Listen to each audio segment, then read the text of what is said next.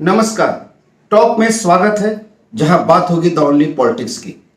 आज एक ही दिन सोमवार को एक ही समय पर ईडी ने पश्चिम बंगाल के सीएम ममता बनर्जी के भतीजे और टीएमसी नेता अभिषेक बनर्जी को दिल्ली तलब किया है। वहीं दूसरी तरफ कोलकाता के कालीघाट थाने ने ईडी के 3 अधिकारियों को तलब किया है। ये अधिकारी कोयला घोटाले और पशु तस्करी के मामले को लेकर जांच कर रहे हैं। इन पर धारा 160 के तहत कार्रवाई की गई है। केंद्र सरकार के साथ विधानसभा चुनाव 2021 के समय से ही टकराती दिख रही है। ममता बनर्जी सरकार अब एक कदम और आगे बढ़ गई है। दरअसल पश्चिम बंगाल के सीएम ममता बनर्जी के भतीजे और टीएमसी के राष्ट्रीय महासचिव व सांसद अभिषेक बनर्जी और उनकी पत्नी रुजिरा बनर्जी को 21 और 22 मार्च को कथित कोल स्कैम के मामले में दिल्ली तलब किया है। अब जो अधिकारी दिल्ली में इन मामलों की जांच कर रहे हैं, उन्हें कोलकाता पुलिस ने कलकत्ता तलब कर लिया है।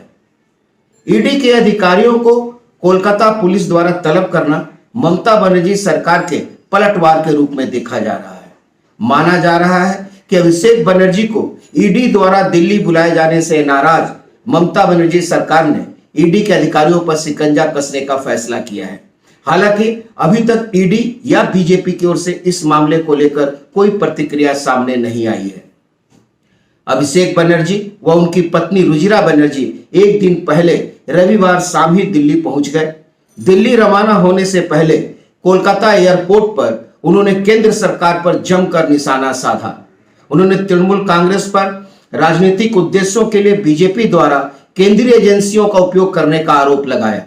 उन्होंने कहा कि हजारों करोड़ रुपए के शारदा चिट फंड घोटाले में जो लोग प्रत्यक्ष रूप से जुड़े हैं, उन्हें गिरफ्तार नहीं किया जा रहा है। नाम नहीं लिए बिना उनका इशारा पश्चिम बंगाल में नेता प्रतिपक्ष शुभेंदु अधिकारी व असम के मुख्यमंत्री हेमंत बिस्वा शर्मा की ओर था।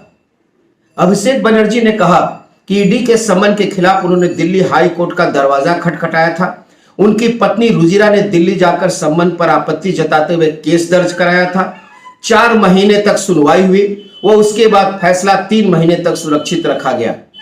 10 मार्च को भाजपा शासित 4 राज्यों के चुनावी नतीजे आने के अगले ही दिन 11 मार्च को दिल्ली हाई कोर्ट ने याचिका खारिज कर दी। उन्होंने कहा कि सुनवाई व फैसला सुरक्षित होने के बाद याचिका खारिज हो गई। वह सुप्रीम कोर्ट भी जा सकते हैं। अरबों रुपए की कोयला तस्करी मामलों में अभिषेक बनर्जी से पहले भी पूछताछ हो चुकी है।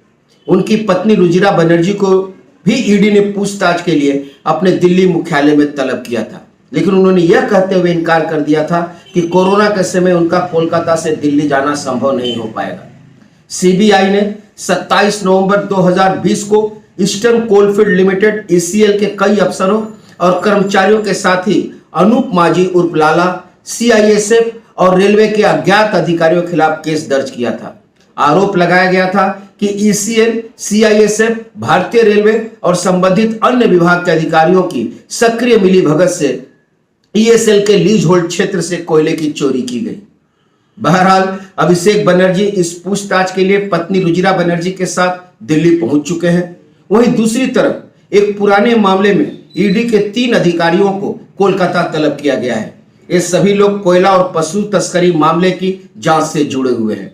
इससे पहले भी पशु और कोयला तस्करी मामले में दिल्ली के 2 ईडी अधिकारियों को कोलकाता के कालीघाट थाने में तलब किया गया था। उस समय दिल्ली हाई कोर्ट ने उस पर रोक लगा दी थी, जिससे ईडी अधिकारियों को राहत मिली थी। ऐसे में ईडी अधिकारियों को कोलकाता नहीं आना पड़ा था। इस दफे भी ईडी के तीनों अधिकारियों के कोलकाता कालीघाट थाना पहुंचने की संभावना प्राय नहीं के बराबर है। बहरहाल हम शाम तक इंतजार कर रहे हैं, देखते हैं इसमें क्या नया मोड़ आता है। धन्यवाद। टॉप में फिर मुलाकात होगी, जहां बात होगी द ओनली पॉलिटिक्स की।